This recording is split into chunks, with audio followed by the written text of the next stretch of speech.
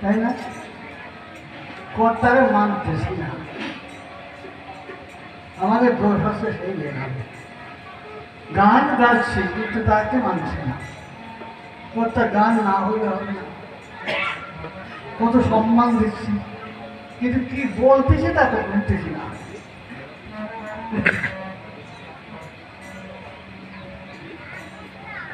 গোসাই গুরু চাঁদের বাণী, সেই মানুষ এসে এদানি, প্রেম বন্যায় ভাষায় অবনি হীরা মন্দায় লাভ দিল,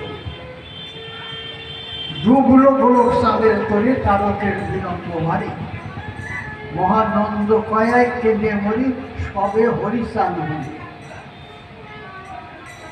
সার কথা তাই, কত বিচার আচার্যের কোনো কাজ নাই।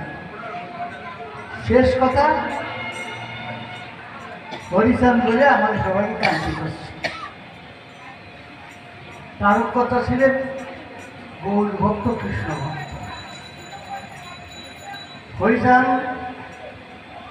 আসার পরে তার ঠাকুরের কি কয় সেই কাহিনীটা আপনারা জানেন।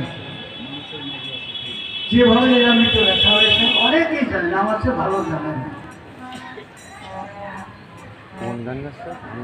সেই গোলক পাগলের হুঙ্কারে মৃত্যুঞ্জয় গোসাই এবং মা সরস্বতীর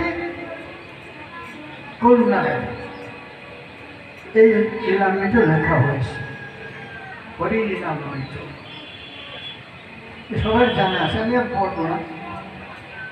কিন্তু কথা হচ্ছে কি, বর্তমানের স্বাস্থ্যগ্রন্থ বলতে কি বোঝায়? পশ্চিমে বোঝা বলেছে কোনো দলিল গ্রাহ্য ছাড়ো বাহ্য, আমরা সবাই হরির দান পাবো। পরিষ্কার বলছে ওই আগে কত রকম দলিল আছে, 7 4 বেদ 14 শাস্ত্র 18 পুরাণ 9 লক্ষ গ্রন্থ, আর যে কত কিছু আছে তার ইয়ত্তা নাই। সেইগুলো ভাব দাও।